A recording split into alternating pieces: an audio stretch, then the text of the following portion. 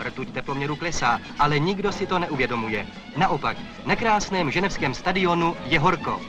Je horko, protože se rozhoduje o mistru světa v ledním hokeji pro rok 1961. Obě mužstva nastupují do druhé třetiny utkání. Po prvních 20 minutách hry vedou reprezentanti země Javorového listu rozdílem jediné branky poměrem 1-0.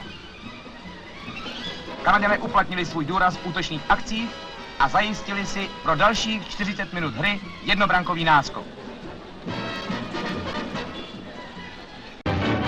In Geneva, it's Russia versus Canada for the World's Amateur Hockey Championship. A thunderous, bruising clash before 12,500 wildly cheering fans. The Canadian sextet, the Smoke Eaters from Trail, British Columbia.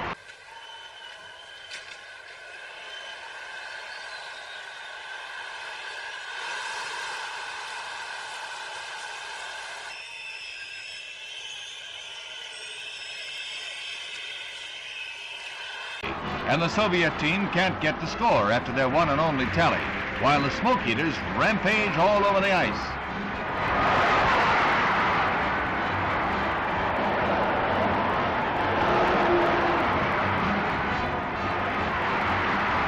There's a brief melee in the second period. It's unusual for Russian athletes to lose tempers when on foreign soil.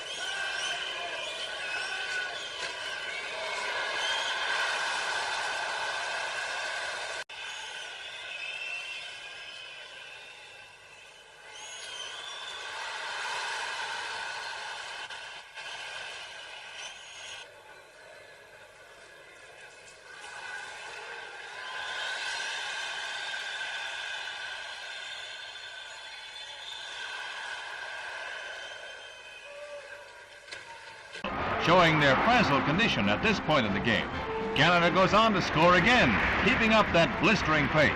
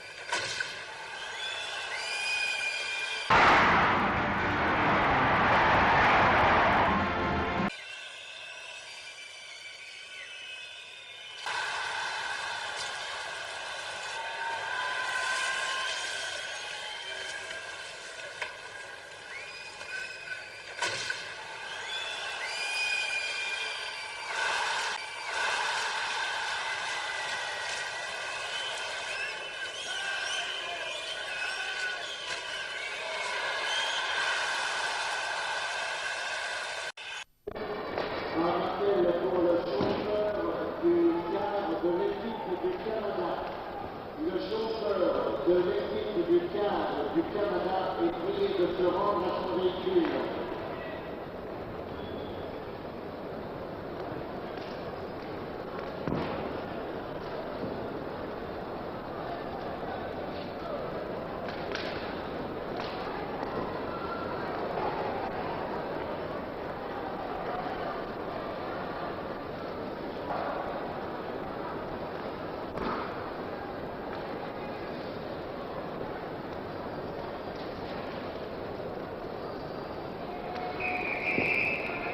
Mesdames et messieurs, attention demain soir à Pilar à 20h45. L'équipe de Tchécoslovaquie rencontrera l'équipe des Canadiens demain soir à Pilar à 20h45.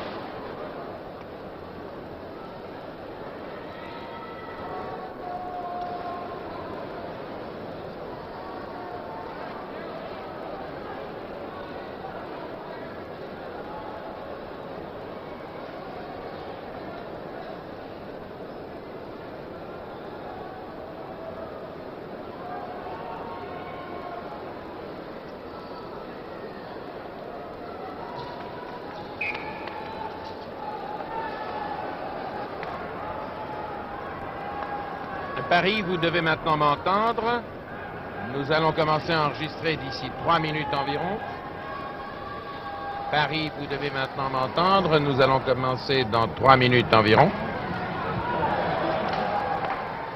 Paris, vous devez maintenant m'entendre. Nous allons commencer dans 3 minutes environ.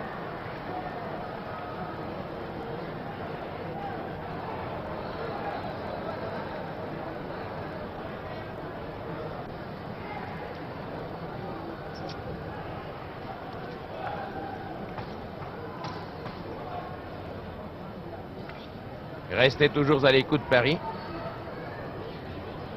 Restez toujours à l'écoute. Le jeu est interrompu, comme vous le voyez. L'horloge n'a toujours pas continué à tourner. Tout ce que l'on a vu jusqu'à présent, ça ne fait que 20 secondes de jeu effectif.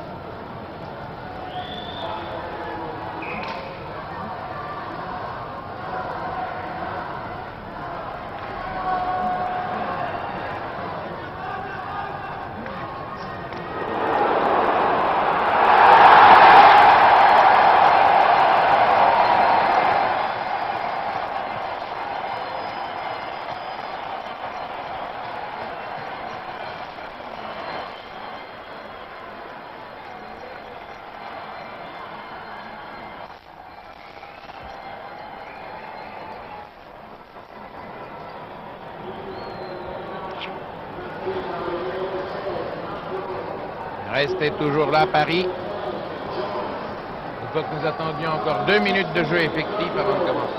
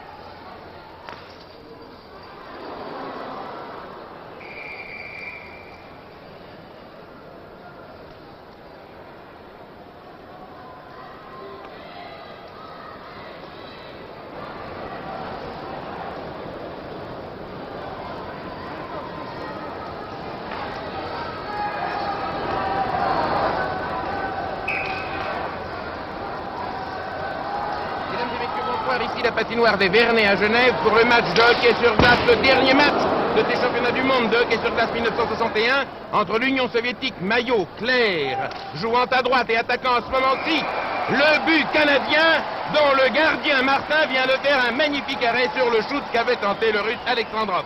Martin que vous voyez ici, la tête, le visage protégé par une sorte de petit masque. Et s'est révélé aujourd'hui un gardien de but extraordinaire puisqu'il n'a laissé passer aucun but devant les attaques soviétiques alors que les Canadiens ont marqué 4 buts et mènent au début de cette 3e période par le score de 4-0. Si les Canadiens, d'ici 18 minutes de jeu effectif, c'est-à-dire d'ici la fin de la partie, environ 25 minutes de temps d'horloge, conservent cet avantage, et même s'ils ne conservent que 2 buts d'avantage, ils auront remporté le titre de champion du monde 1961. En effet, les Russes, ce serait pour eux leur 2e défaite. Tir du 15 canadien, c'est-à-dire de Tampellini, mais le Palais est revenu à peu près vers la zone neutre. Nouvelle attaque des Canadiens. La défense soviétique dégage, elle dégage par son aile droite. Au centre maintenant le Palais tire que le gardien canadien, qui est un merveilleux joueur, a une fois de plus arrêté. Et c'est un changement de joueur. Un changement de joueur, vous savez qu'une équipe se compose de 15 hockeyeurs. Les sportifs le savent, tous les téléspectateurs ne le savent peut-être pas. Mais le capitaine de jeu peut à tout moment changer et relayer, si vous le voulez, ses joueurs par d'autres joueurs. Mais à tout moment sur la glace, il y a le gardien de but dans une équipe, plus 5 joueurs, c'est-à-dire 2 arrières et 3 avant, sauf si l'un d'entre eux ou 2 d'entre eux sont en prison. Engagement tout près de la ligne début canadienne, ou de la ligne canadienne début. Les Russes ont imprimé au jeu, au début de cette troisième période, un tempo extrêmement rapide. Ils veulent absolument sauver l'honneur. Je ne pense tout de même pas qu'ils puissent. Je ne leur dénie pas la possibilité de sauver l'honneur, mais je ne pense pas qu'ils puissent remonter le handicap de 4 buts de retard. Les Canadiens, en effet, au début de ce match, sont partis en trombe et donnent actuellement, il faut bien le dire, une petite leçon de jeu aux Soviétiques, ce qui ne veut pas dire que les Soviétiques jouent mal. Regardez la manière dont leurs défenseurs se rabattent. Ici, Sidorenko a repris le Palais. Et le Palais s'en va là-bas très loin, derrière la ligne de but. Non, il est repris par la défense soviétique qui avance, qui avance, qui avance. Les Soviétiques patinent merveilleusement. Ici, Almetov a fait une action un tout petit peu trop personnelle, ce qui n'est pas dans le style soviétique. Les Soviétiques faisant des jeux de passe continuels. McLeod pour le Canada à le Palais. Non, les Soviétiques, le Soviétique Ragoulin a sprinté et lui a pris le Palais. Vous remarquerez tout au long de la partie, si cette troisième période est a le même visage que les deux premières, que les Soviétiques patinent extrêmement vite, mais que les Canadiens jouent mieux. En tous les cas, c'est une très belle partie. Elle ne ressemble pas au match Yougoslavie-France que nous vous avons transmis en direct jeudi dernier. Aujourd'hui, c'est du grand, c'est du très grand hockey. Casqué de blanc, le Canadien McLeod se rabat vers son embut, reprend le Palais qui voltige en ce moment-ci, une sorte de recherche du deuxième souffle chez tout le monde. L'une des armoires à glace canadiennes, Smith, a lancé le Palais très loin. Le jeu est un tout petit peu décousu. Contre-attaque des Soviétiques par l'aile gauche. Yursinov tire au but. Non. Au dernier moment, vous avez vu un joueur canadien a foncé sur lui et l'a empêché de tirer. Sologubov, le doyen de l'équipe soviétique, a passé le Palais très loin en avant, trop loin en avant. Et le gardien Martin pour le Canada dégage à McIntyre. McIntyre qui lance sur la droite. Mais le numéro 3, qui est l'un des meilleurs joueurs soviétiques, qui est Tregubov, vous donne une petite démonstration, une petite leçon de son art, du patinage, de son art, du hockey. Regardez le Tregubov, regardez, il crochette tous les Canadiens. Malheureusement, ici encore, jeu personnel, ça passe et reprise. Tire sous un angle défavorable. Et le Canada a une fois de plus évité de laisser les Russes sauver l'honneur et déborde par Picoche. Mais le tir, le centre de Picoche n'était pas précis. Et le jeu revient au centre du terrain. Dommage que Sologubov, là, ait fait une faute de patinage au moment où il pouvait partir à l'attaque. Et comme il y a là dégagement trop lointain, dégagement interdit, comme les Américains ont dégagé trop loin derrière la ligne de l'embut soviétique, il devrait y avoir normalement, si le règlement est appliqué, un engagement tout près des buts canadien. C'est ce qui se passe. Engagement, Lagasse, numéro 5, le seul Canadien français de l'équipe à engager pour le Canada, continue avec le Palais, descend tout seul, se fait prendre le Palais.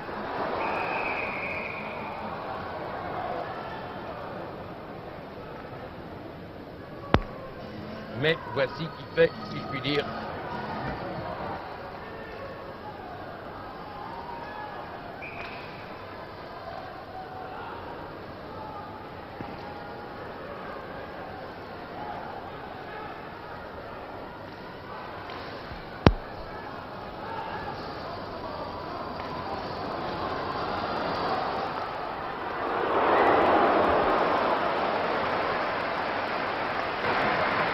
les Russes ont encore une fois évité une attaque dangereuse.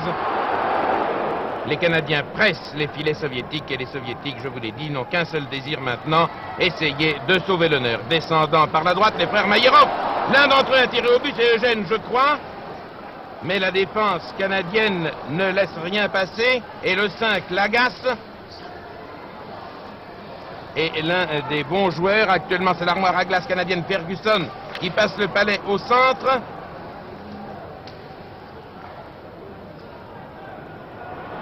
La défense soviétique s'est repliée, contre-attaque, très beau patinage, très beau style de patinage de Tachinov, qui malheureusement perd le palais. Mais le palais va tout de même à l'un de ses coéquipiers, à Maïorov. Maïorov, qu'est-ce qu'il fait?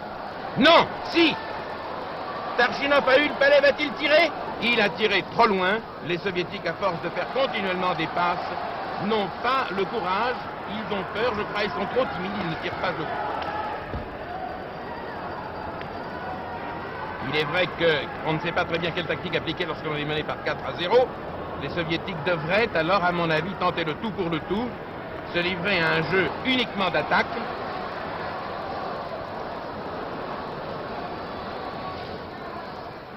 Les soviétiques ont déjà été battus par la Tchécoslovaquie 6-4. Les Canadiens, eux, ont fait match nul contre la Tchécoslovaquie 1-1. La Tchécoslovaquie n'a pas subi de défaite, a eu un match nul avec le Canada. Le Canada a eu forcément un match nul avec la Tchécoslovaquie.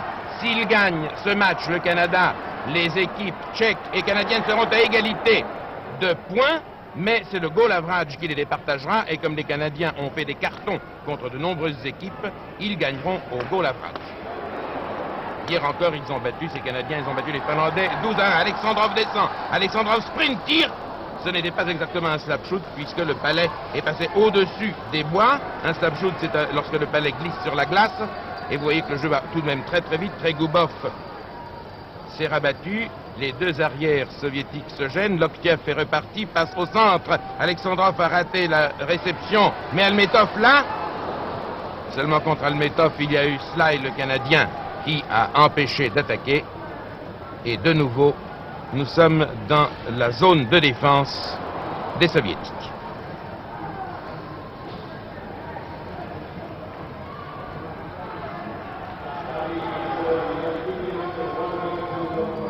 Almetov jongle avec le palais.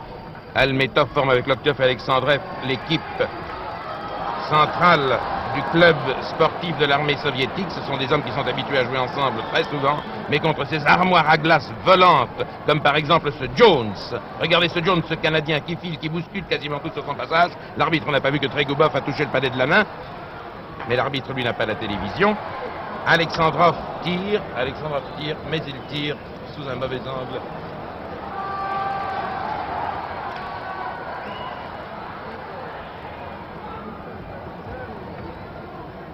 Et vous voyez que lorsque les Canadiens, Tchitov, le goal soviétique, a sauvé son pays d'un 5e but. Je disais que les Canadiens ont des actions d'une part plus improvisées et d'autre part des actions d'ensemble, alors que les Soviétiques appliquent sur la glace la théorie qu'on leur a apprise et qu'ils possèdent d'ailleurs sur le bout du palais, qui est de faire des passes continuelles.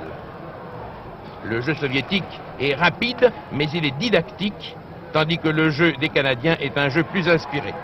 Descente de Yursinov, lequel se fait prendre le palais par les défenseurs canadiens. Vous voyez que le palais va d'un bout à l'autre de la patinoire. Ragolin vient de le passer à Yurchikov. Et c'est un coup de sirène qui indique que nous en sommes à la 10e minute de jeu effectif sur les 20 minutes de jeu effectif que comportait la 3e période, comme toutes les périodes que l'on joue en match de hockey. Par conséquent, les deux équipes changent de côté. Le chronomètre, lui, s'est arrêté. Les Soviétiques vont jouer à gauche et tenter maintenant de marquer vers la droite de l'écran. Les Canadiens, eux, jouent à droite et essayant de marquer sur la gauche. Ici, le goal canadien, Martin, que vous avez vu faire une partie formidable, essuie son casque. Il a absolument besoin d'y voir clair, cet homme. Les Soviétiques, voyez-vous, on pensait qu'ils avaient plus d'imagination qu'ils n'en ont en réalité. Ce sont de superbes athlètes de la glace, mais ils n'ont, à mon avis, qu'un souci majeur en tête, ce que l'on appelle le power play, c'est-à-dire l'occupation de la zone de défense adverse et le harcèlement continue du système défensif qui leur est opposé. Mon excellent confrère Fernand Albaret l'expliquait encore de sa plume alerte de connaisseur, de grand connaisseur de hockey hier matin. Et je partage entièrement son avis.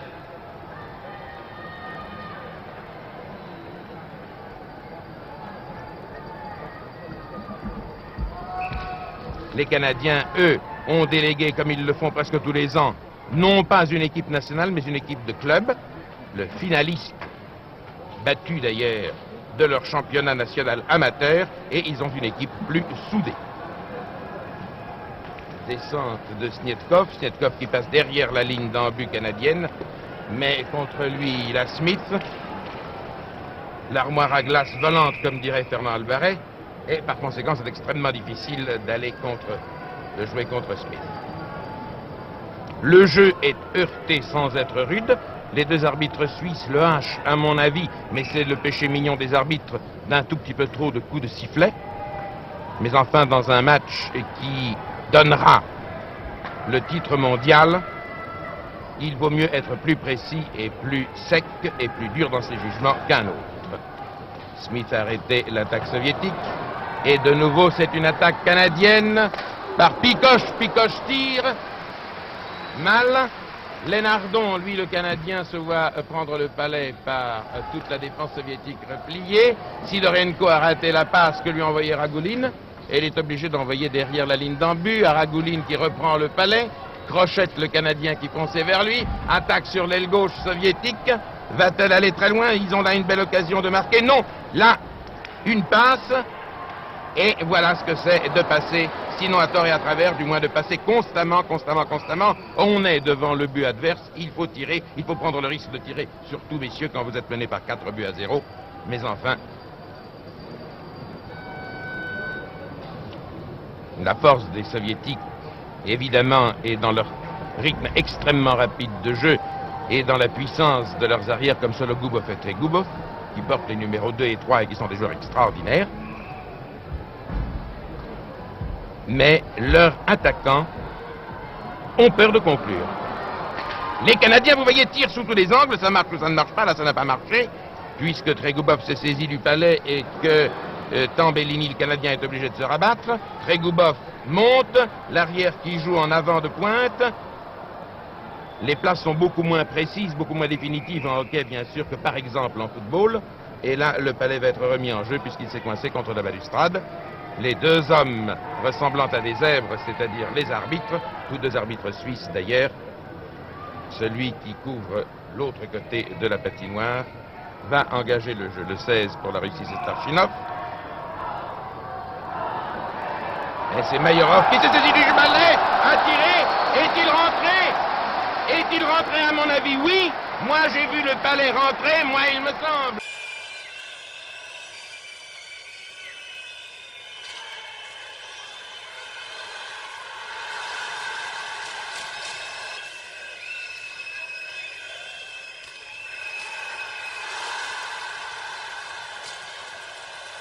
L'arbitre le dit, l'arbitre a vu le palais rentrer comme nous l'avons vu tous ensemble et les soviétiques connaissent là un moment fort plaisant pour eux, ils réussissent à sauver l'honneur, mais il ne leur reste plus que 9 minutes de jeu effectif, c'est-à-dire environ 15 à 16 minutes à jouer, et je ne pense pas qu'ils puissent remonter leur handicap de 3 buts de retard.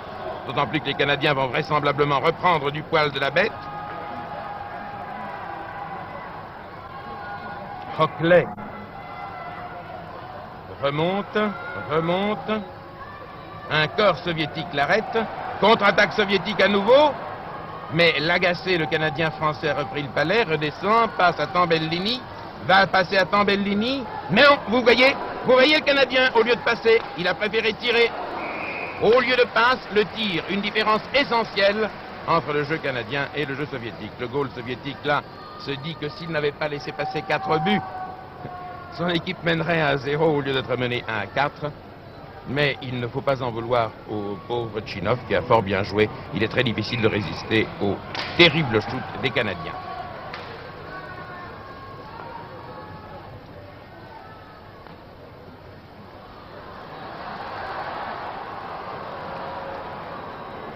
L'armoire à glace volante passe à McIntyre. McIntyre qui descend le long de la corde, le long de la balustrade, voulais-je dire. Il est descendu trop vite.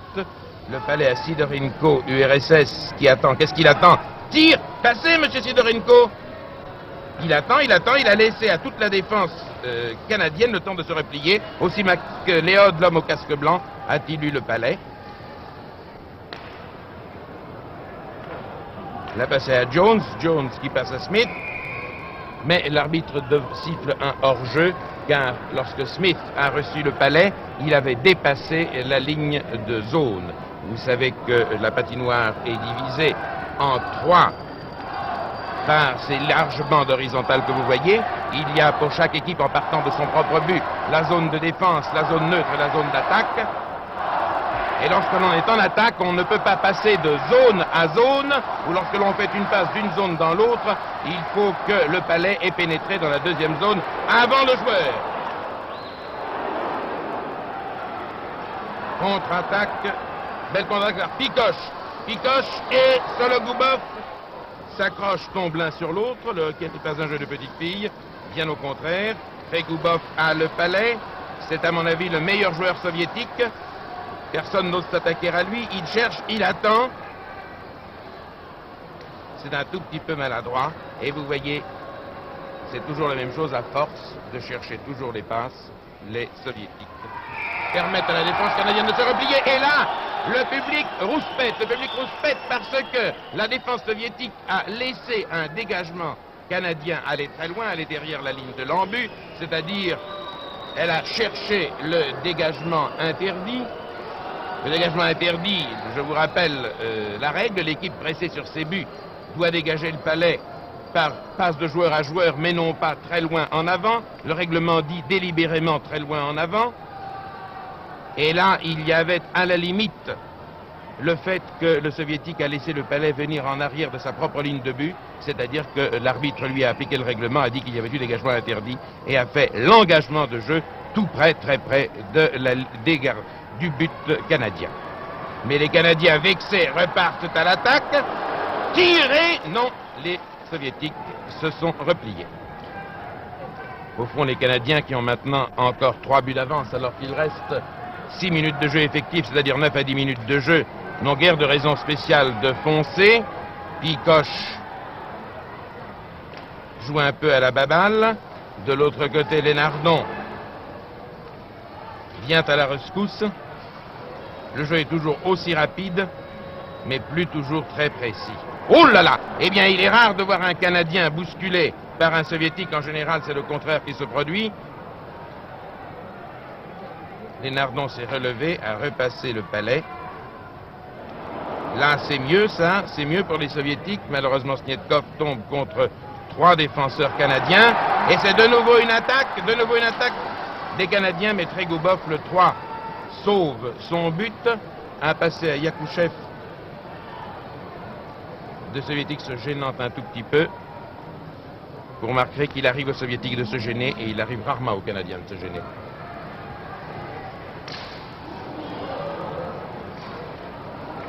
Tregoubov seul, l'arrière qui vient jouer en avant, tire au but, mais tout de même de très loin.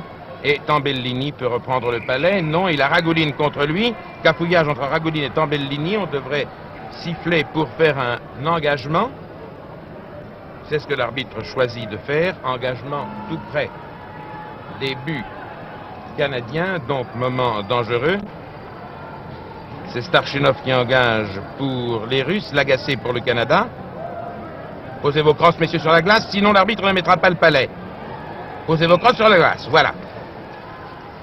La rondelle a failli aller dans les jambes de Martin, le défenseur canadien, mais au dernier moment, l'un de ses arrières l'a sauvé. Les Soviétiques sont là en bonne position pour tenter de marquer un autre but, mais voilà que Ferguson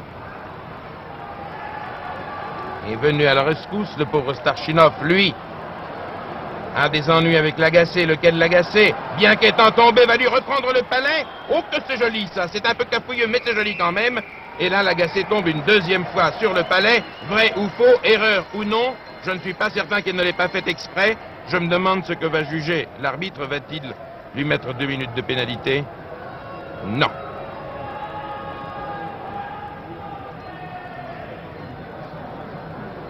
Et c'est un changement de joueur. Arrive pour le Canada le 3 Fletcher, le 16 McLeod, reconnaissable à son casque blanc, et le 9 Sly, qui est un excellent sprinter. Nouvel engagement, c'est Starchinov de dos qui engage pour les Soviétiques et Jones qui engage pour les Canadiens. Il reste 4 minutes de jeu effectif, c'est-à-dire 6 minutes d'horloge. Le Canada ne peut plus être battu pour le titre de champion du monde. Actuellement, Sly, le sprinter de l'équipe, travaille à faire en sorte que le temps passe le plus rapidement possible. On joue la baballe, on joue le papalet, si je puis dire.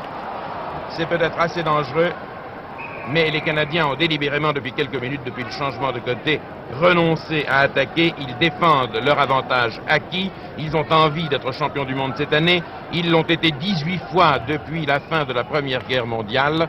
Ils ont perdu le titre après l'avoir eu, entre autres, en 58 à Prague et en 59 à Oslo. Ils l'ont perdu en 60 à Squaw Valley. Ils l'ont perdu aux joueurs des États-Unis. Et là, ils vont reprendre ce titre, puisqu'au goal average, ils auront marqué plus de buts que l'équipe de Tchécoslovaquie.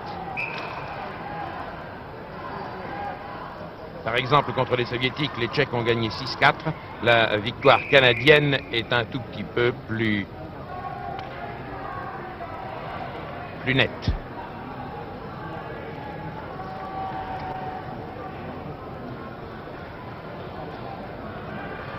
Les Soviétiques semblent maintenant avoir compris qu'ils n'ont plus le temps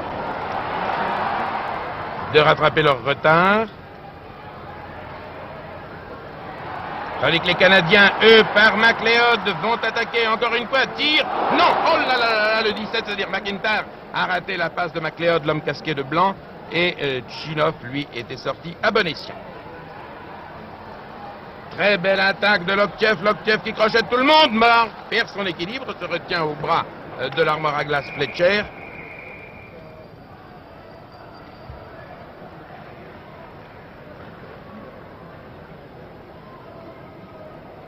Et dans 3 ou 4 minutes maintenant, nous allons voir le dernier moment de ce championnat du monde de hockey sur glace qui a été passionnant d'un bout à l'autre et dont vous aurez pu suivre en direct ou en différé 4 des plus beaux matchs. Picoche seul devant les buts canadiens, non. Sologubov, le doyen, l'homme qui a 37 ans, Sologubov s'est rabattu sur lui. Il s'est rabattu d'une manière irrégulière, ou à la limite de l'irrégularité. Il reste, vous le voyez, de la minute 17 à la minute 20, c'est-à-dire 3 minutes de jeu effectif, environ 5 minutes d'horloge. L'arbitre n'est plus tellement tatillon pour engager le palais. Mauvais moment pour les Soviétiques, mais contre-attaque par Almetov. La défense canadienne veille au grain sur le palais l'envoie. Concrétisation de l'avantage territorial soviétique, cela ne changerait vraisemblablement rien au résultat. Les Soviétiques, vous le voyez, tirent. Ils tirent trop rarement. Vous voyez comme moi, mesdames et messieurs, que les Russes sont dans le camp de défense, dans la zone de défense des Canadiens depuis 5 ou 6 minutes et qu'ils n'arrivent pas à concrétiser leur avantage. Là, Tregougov jongle, on se demande pourquoi, passe à Sologubov qui rate et il va tirer. Bravo! Bravo! Faute de Sologubov! Faute de Sologubov que vous avez vu! Vous l'avez vu, vous l'avez même senti une seconde avant qu'il ne l'a commis, Sologubov. À force de faire des passes tout le temps, on se fait dépasser, si j'ose m'exprimer ainsi, par les événements et par l'adversaire réuni. Voilà, nous en sommes à 5-1.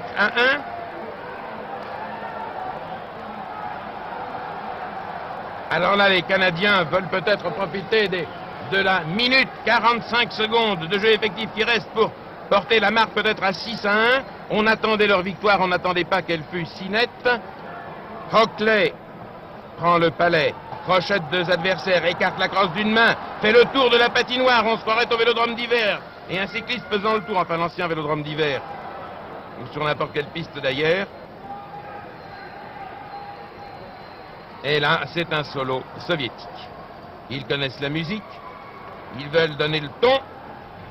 Le tir a été arrêté, le tir de Yakouchev a été arrêté par le montant du but. Il reste 1 minute 20 secondes de jeu effectif et cela va être le dernier ou peut-être l'avant-dernier changement de joueur. Eh bien, Ce titre de champion du monde revient finalement à la meilleure de toutes les équipes, aux Canadiens. Les Canadiens qui se sont contentés d'un match nul avec les Tchèques l'autre jour, 1-1, et qui aujourd'hui, vous le voyez, dominent les Soviétiques. Ils dominent, j'entends bien, en technique, ils ne dominent pas en patinage pur. Le patinage pur donne aux Soviétiques la domination territoriale, mais ils ne concrétisent pas cet avantage territorial. Il reste 1 minute. Par conséquent, selon le règlement, les Soviétiques auraient le droit de laisser leur gardien de but sortir pour tenter d'être le 6e homme sur le terrain.